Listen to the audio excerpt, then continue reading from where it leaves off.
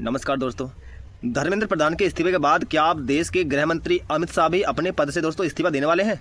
जी हां दोस्तों, 25 जुलाई 2026 को शिक्षा मंत्री धर्मेंद्र प्रधान के इस्तीफे ने दोस्तों देश की राजनीति में जो भूचाल लाया था वह दोस्तों अब थमने का नाम नहीं ले रहा है। नीट परीक्षा में हुई धांधली और पेपर लीक के खिलाफ सड़कों पर उतरे छात्रों का दोस्तों गुस्सा अब सीधे देश के गृह मंत्रालय और अमित शाह की तरफ दोस्तों मुड़ चुका है। दिल्ली के जंतर मंतर पर चल रहा छात्र आंदोलन दोस्तों अब एक बेहद उग्र और खतरनाक राजनीतिक मोड़ ले चुका है। विपक्ष के सबसे बड़े नेता राहुल गांधी, पूरी पार्टी कांग्रेस और धर्मेंद्र प्रधान का इस्तीफा कराने वाली कोकरोच जनता पार्टी के प्रमुख अभिजीत दीपके ने मिलकर अब देश के गृह मंत्री अमित शाह के इस्तीफे की दोस्तों मांग तेज कर दी है। आखिर नीट परीक्षा के इस पूरे विवाद में अचानक देश के गृह मंत्री का नाम कैसे आ गया? दिल्ली पुलिस ने जंतर मंतर पर छात्रों के साथ ऐसा क्या किया जिसके बाद संसद से लेकर सड़क तक हंगामा मचा हुआ है? आज के इस वीडियो में हम इसी पूरी राजनीतिक टकराव का ऐसा दोस्तों विश्लेषण करेंगे जिसे देखकर दोस्तों आपके होश उड़ जाएंगे। दोस्तों वीडियो को बिना स्किप किए पूरा जरूर देखिएगा, क्योंकि आज देश के युवाओं के भविष्य और देश की सुरक्षा व्यवस्था से जुड़ी एक बहुत बड़ी सच्चाई दोस्तों आपके सामने आने वाली है। दोस्तों इस पूरे नए विवाद की शुरुआत होती है 20 जुलाई 2026 को, जब नीट पेपर लीक के खिलाफ शांतिपूर्ण प्रदर्शन कर रहे छात्रों ने दिल्ली में संसद चलो मार्च निकालने की कोशिश की। विपक्ष और छात्र संगठनों का आरोप है कि दिल्ली पुलिस ने जंतर मंतर और संसद की तरफ बढ़ रहे इन मासूम और प्रदर्शनकारी छात्रों पर बर्बरतापूर्वक लाठीचार्ज किया, उन पर बल प्रयोग किया और कथित तौर पर दोस्तों पैलेट गन तक का इस्तेमाल किया।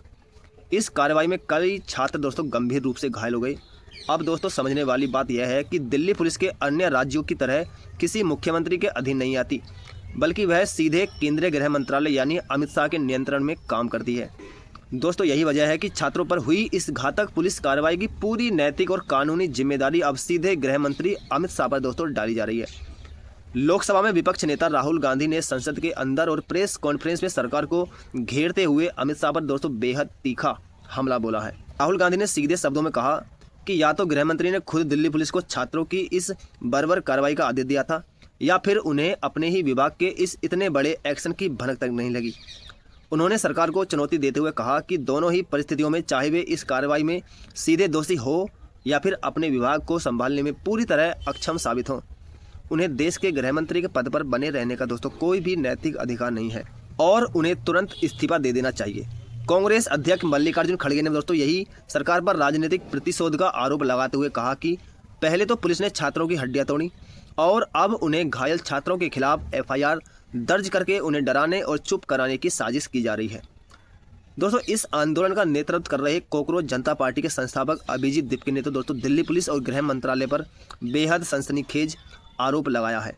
दोस्तों उन्होंने कहा है कि दिल्ली पुलिस ने प्रदर्शनकारी छात्रों को बदनाम करने और उन्हें दंगाई साबित करने के लिए जंतर मंतर पर खुद पत्थरों से भरे हुए ट्रक मंगाए थे।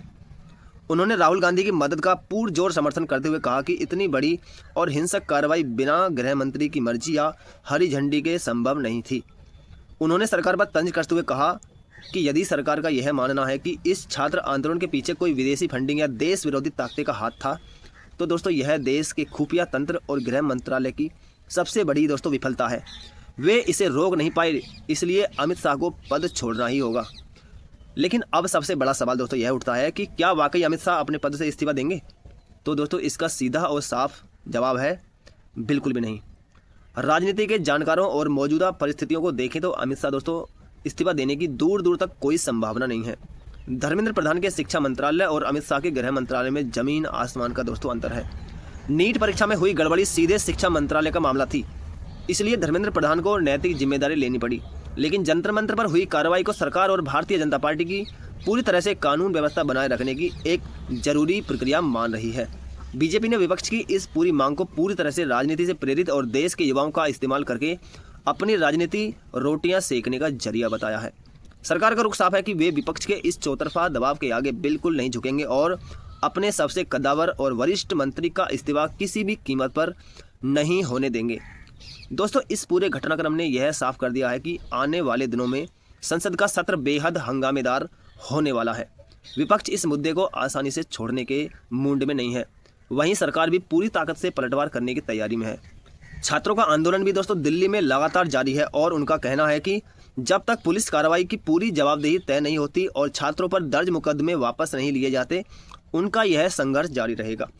इस पूरे टकराव ने देश की राजनीति को एक ऐसे मोड़ पर लाकर खड़ा कर दिया है जहां युवाओं के भविष्य की लड़ाई दोस्तों अब सत्ता और विपक्ष की सबसे बड़ी नाक की लड़ाई बन चुकी है।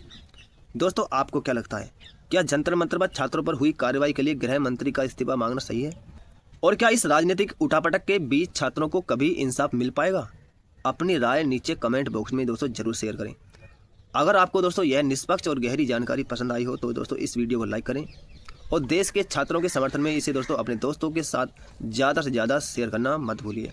ऐसे ही दोस्तों हर बड़ी और सच्ची राजनीतिक खबर के कड़े विश्लेषण के लिए हमारे चैनल को दोस्तों अभी सब्सक्राइब करके बेल आइकन दबा लें।